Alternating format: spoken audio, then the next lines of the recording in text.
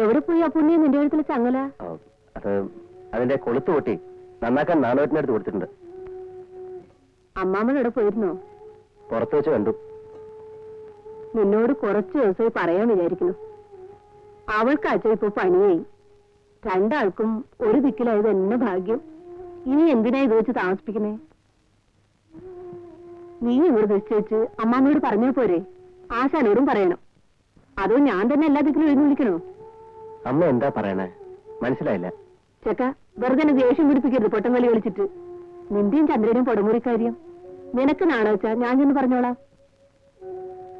അമ്മ വെറുതെ വെട്ടിവേഷം കേട്ടണ്ട. അവളുടെ കല്യാണം നടക്കും അടുത്ത് തന്നെ. അവളെ നിശ്ചയിച്ച ആളാണ് വരൻ. അത് ഞാനല്ല. ഒരുമ്പെട്ടോള്. അമ്മ ഒന്നും പറയരുത്, ഇടപെടരുത്. അവള് നന്നായിരിക്കണമെന്ന് കാണണമെന്നല്ലേ നമുക്കൊക്കെ മോഹം. ഒരുമ്പെട്ടോള്. സകനം ഒട്ടാകെ 2 ഏക്കറുണ്ടെന്നാ നിന്റെ അച്ഛൻ പറഞ്ഞത്. പിന്നെ കൃഷിയുണ്ടോ? അറിഞ്ഞൂടാ. റഷ്യയിൽ വന്നപ്പോ വല്ലതൊക്കെ കൊണ്ടുപോയിട്ടുണ്ടോ? നിന്നോടൊന്നും പറഞ്ഞില്ലേ? ആ, ഉണ്ടാവും. അവിടെ പഠിക്കാൻ പോയതല്ലേ?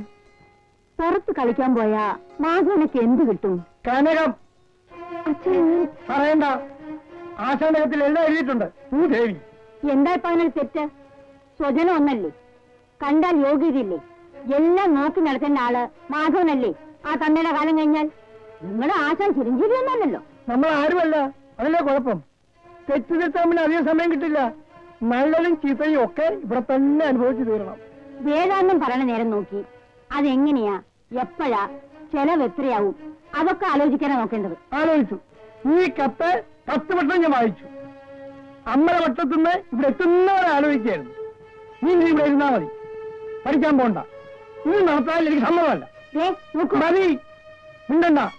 വല്ലപ്പോഴേക്ക് ഈ വീട്ടിൽ എന്റെ ശബ്ദവും ഉയർന്നു കേൾക്കണമല്ലോ.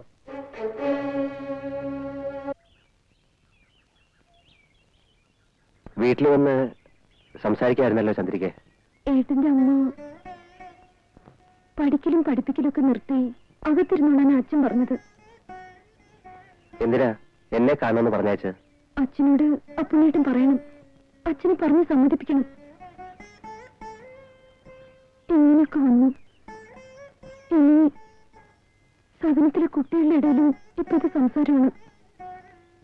അപ്പുണ്ണേട്ടൻ ഇത് നടത്തി തരണം. കല്യാണം നിശ്ചയിക്കേണ്ടത് നിങ്ങൾ രണ്ടാളും, നടത്തേണ്ടത് ആശാനും അമ്മാവനും.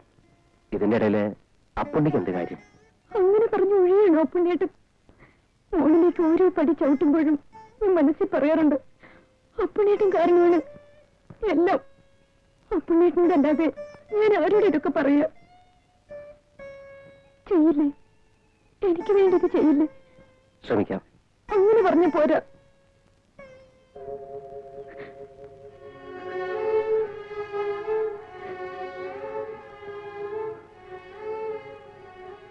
നടന്നോളൂ, ശരിയാവും. സമാധാനമായിട്ട് പോവും. നടക്കൂ.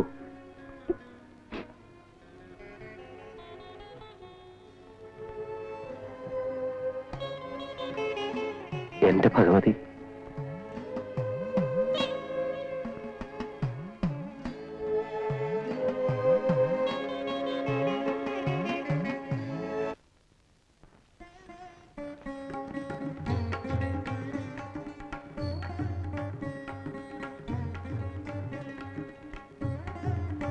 ഇരിക്കൂ. റിസപ്ഷൻ വിചാരിച്ചാലധികം ഗ്രാൻഡായി. ഒരു 10-5 പേരെങ്കിലും വന്നു കാണും. ഇത് കുട്ടികളുടെ പ്രസന്റേഷനാണ്. നന്നായിട്ടില്ലേ?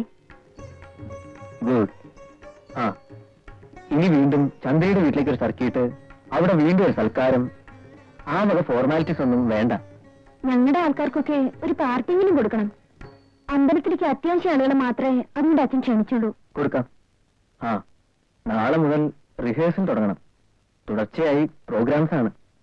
അതോടെ നമ്മൾ റെപ്യൂട്ടേഷൻ എസ്റ്റാബ്ലിഷ് ചെയ്യുന്നു. എല്ലാം ഞാൻ വിദഗ്ധമായി പ്ലാൻ ചെയ്തിട്ടുണ്ട്.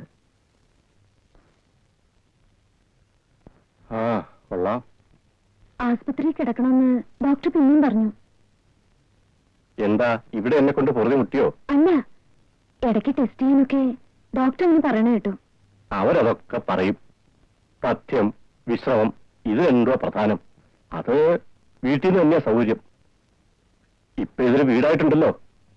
10-25 കൊല്ലത്തിന് ശേഷം വീട്ടിലൊരു സ്ത്രീയുടെ കാൽപെരുമാറ്റം ഉണ്ടല്ലോ. മാധവനും ഏത് ചീമേലാ? തൃശ്ശൂര് പോയതാ, വരാറായിരിക്കുന്നു.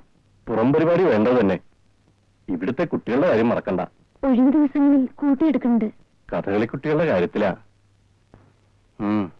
നാണു ഒറ്റയ്ക്ക് എണീറ്റ് നടക്കാൻ വയ്ക്കുമ്പോ എനിക്ക് ആരുടെയും സഹായം വേണ്ട. ഞാൻ തനിച്ചിതൊക്കെ നടത്തും. ഇപ്പൊ വയ്യ.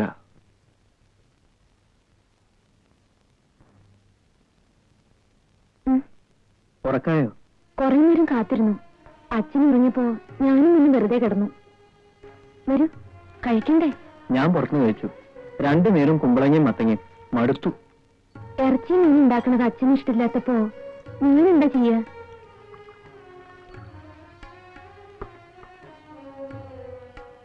പരിപാടി കഴിയുമ്പോ ക്ഷീണം തീർക്കാൻ ശരി. ഇപ്പൊ എന്തിനത്? അതിങ്ങ് തരൂ. താന്ന് ഫ്രഞ്ച് ഗവൺമെന്റിന്റെ ഒരു സ്കോളർഷിപ്പ് ഉണ്ട്. 2 കൊല്ലം. ഒന്ന് അപ്ലൈ ചെയ്ത് നോക്കിയാലോ എന്ന് ആലോചന. എവിടെ? ഫ്രാൻസ്, പാരീസ് എന്നൊരു സ്ഥലം കേട്ടിട്ടുണ്ടോ? ഒന്ന് എഴുതി നോക്കൂ. കിട്ടിയ വലിയ കാര്യമില്ലേ? പക്ഷെ 2 കൊല്ലം നമ്മൾ രണ്ടാളും വിട്ടുനിന്ന സാധനത്തിലെ കാര്യം. 2 ആളില്ല.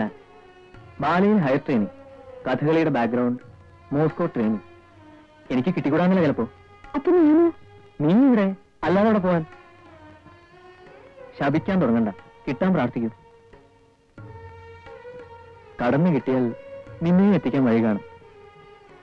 ശ്രീമതി ചന്ദ്രമതി മാധവനും ഇപ്പൊ ഫേമസ് ഡാൻസർ ആണല്ലോ. അതൊക്കെ ബുദ്ധിപൂർവ്വം പ്ലാൻ ചെയ്താരാ?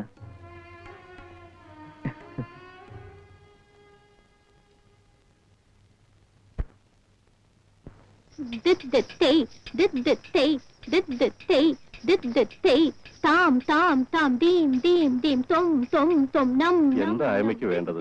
കഥകളി പഠിക്കണം. പ്രധാനമായിട്ട് കുറച്ച് മുദ്രകൾ, കുറച്ച് കലാശം, കുറച്ച് കഥകളി മേക്കും. എല്ലാം കുറച്ച്. A little bit of everything എന്നാണ് വാചകം. ഇവിടെ ഉള്ളവര് 20 കൊല്ലം കൊണ്ട് പഠിക്കുന്നത് 2 മാസത്തിൽ കിട്ടണം. ഇവറ്റയ്ക്ക് എന്താ പ്രാന്ത? വിസ്തരിക്കാനൊന്നും നിൽക്കണ്ട. തരാവില്ല, ഇവിടെ സൗകര്യമില്ല എന്ന് എഴുതിക്കോളൂ. മദാമ്മമാർക്കായിരുന്നു മുമ്പ് ഭ്രാന്ത്. ഓരോ ജാതികള് ഈ പഠിക്കൂടെ നടന്ന് ഡൽഹി ചെന്ന് കഥകളി മുഴുവൻ കലക്കി കുടിച്ചു എന്ന് എഴുതിയിട്ടുണ്ട്. ഇപ്പൊ വടക്കേ ഇന്ത്യക്കാർക്കും തുടങ്ങിയോ ആവോ? തമാശ കെട്ടിലെ കുട്ടി ഒരുത്തിക്ക് കഥകളി പഠിക്കണം അത്രേ 2 മാസം കൊണ്ട്. ഷേട്ടുമാരാന്നാ തോന്നണേ പേര് കേൾക്കുമ്പോ. ജയന്തി മോട്ടുവാനി. പേര് എവിടെയോ കേട്ടിട്ടുള്ള പോലെയുണ്ട്. അവര് സ്കൂൾ നടത്തുന്നുണ്ടല്ലേ? Nupura school for classical dancers. Nupura. മിസ്സൊന്നും ഇല്ല. വേണ്ടെന്ന് ഇന്ന് തന്നെ എഴുതിക്കോ മാധവ. വന്നോട്ടെ. താമസം തുടങ്ങിയ കാര്യങ്ങള് അവര് തന്നെ അറേഞ്ച് ചെയ്യുന്നുണ്ടല്ലോ. നമുക്ക് ശല്യമല്ല. നോർത്തില് നമുക്ക് വല്ല ടൂറും ശരിപ്പെടുത്തി തരാൻ ചിലപ്പോ സഹായിച്ചാലോ. ക്ലാസ്സുകളൊക്കെ കണ്ടുപോയിക്കോട്ടെ. അതൊക്കെ 2 മാസമെങ്കിൽ 2 മാസം. ഇവരൊന്നും കളിക്കാൻ പോണില്ല. കേരളത്തിൽ പോയി ആശാൻ കരുണാകരപ്പണിക്കരുടെ കീഴിൽ കഥകളിയും പഠിച്ചു എന്ന് പറയാൻ സാധിക്കണം. അത്രയും വിചാരിച്ചിട്ടുണ്ടാവും. മുദ്രകള് അത്യാവശ്യം ഇരുന്നിടത്തിരുന്ന് കാണിച്ചു കൊടുക്കാം. ചൊല്ലിയാട്ടും കലാശവും വയ്യ. അപ്പുണ്ണി വരട്ടെ. കുട്ടികളുടെ ഇടയില് ഈ ഷേട്ടൂത്ത് കയറിയിരുന്ന് ഒക്കെ ശല്യാണ്. അപ്പുണ്ണിയോട് വരാൻ എഴുതുക. ഞാൻ പഠിപ്പിക്കുന്നതും അപ്പുണ്ണി പഠിപ്പിക്കുന്നതും ഒക്കെ കണക്ക് തന്നെയാ. ആയമ്മ വന്നാൽ വിടാതെ പിന്നാലെ കൂടിക്കോ. ഫീസും ഗുരുദക്ഷിണയും വേണ്ട. നമുക്കൊരു ഉഗ്രൻ നോർത്ത് ഇന്ത്യൻ ടൂർ മതി. വലിയ സ്ഥാപനമാണ്. തള്ളക്ക് ഇഷ്ടം പോലെ കാശുണ്ടെന്ന് ലെറ്റർ പാഡ് കണ്ടപ്പോ തോന്നുന്നു. 3 ഫോൺ നമ്പർ. അതിബുദ്ധിക്കാരനാ മാധവേട്ടൻ. പക്ഷെ തള്ളയാണെന്ന് എന്താ നിശ്ചയം? ഭരതനാട്യം, ഒഡീസി, മണിപ്പൂരി ഇതൊക്കെ കഴിഞ്ഞ് കഥകളിയിൽ ഇപ്പൊ ഒരു കമ്പം തോന്നണമെങ്കിൽ ഇത്തിരി വട്ടുള്ള ഏതോ തള്ളയാവാനേ വഴിയുള്ളൂ.